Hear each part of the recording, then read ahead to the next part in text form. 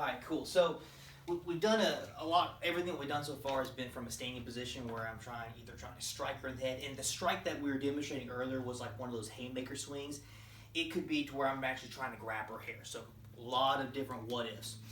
Done the grabs. So now a lot of times whenever we are being attacked, we end up on the ground or on the floor.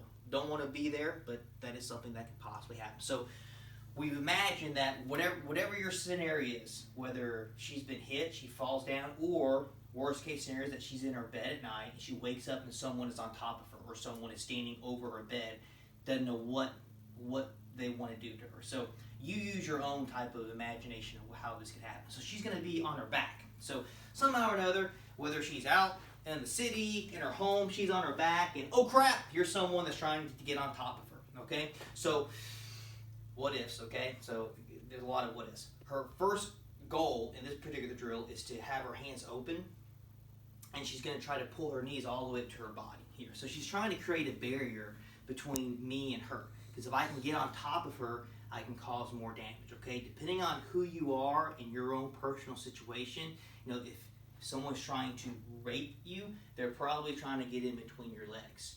If someone's trying to do some ground and pound, okay, for us guys and girls that know what the MMA is, they might try to get in between your legs, or they might try to get past your legs and sit on top of you and start raining down punches. I don't want to be in that position. So her knees are there. This isn't a great position for her, but it does give her some options. She has her feet up. If I get too close to her, she can throw a kick. Okay, she can throw kicks to the knees. Is this going to be a fight ender? Maybe, probably not, but at least this gives me something to think about to where she can kind of create some space. If I start moving this way to try to get to her side, she can move with me.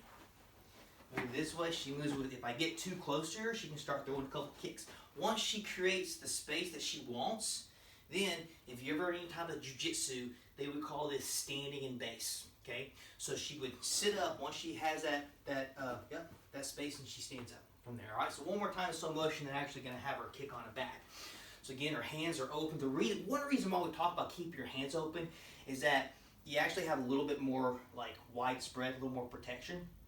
And then two is that if, I'm not going to get here, but if I do get here and I start throwing punches and her hands are closed, it's harder to intercept those punches. And if her hands are closed and I punch her in the hand, she ends up punching herself in the face. Okay? So keeping my hands open makes it a little bit easier to deflect things.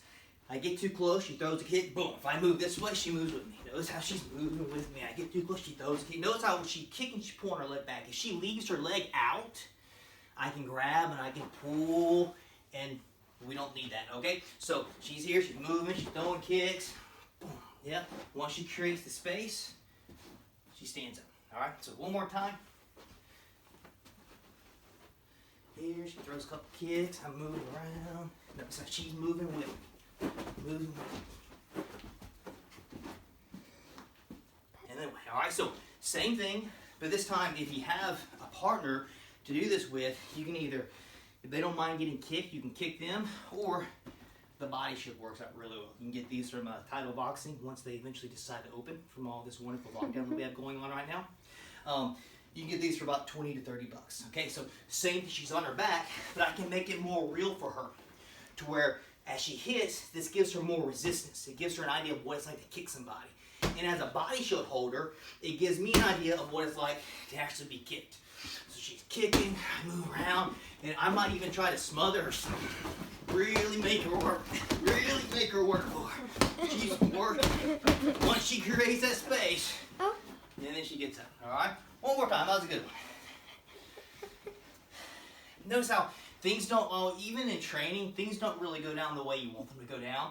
So you just kind of have to modify. So if she kicks and she slides off and I get to here, she's going to have to figure something out because I'm on top of her. So that's what my goal is, all right? All right, here we go. Notice how I'm trying to get past her legs. She's throwing the kicks. She has the space. Boom, and then away, all right? Good, we'll turn it off.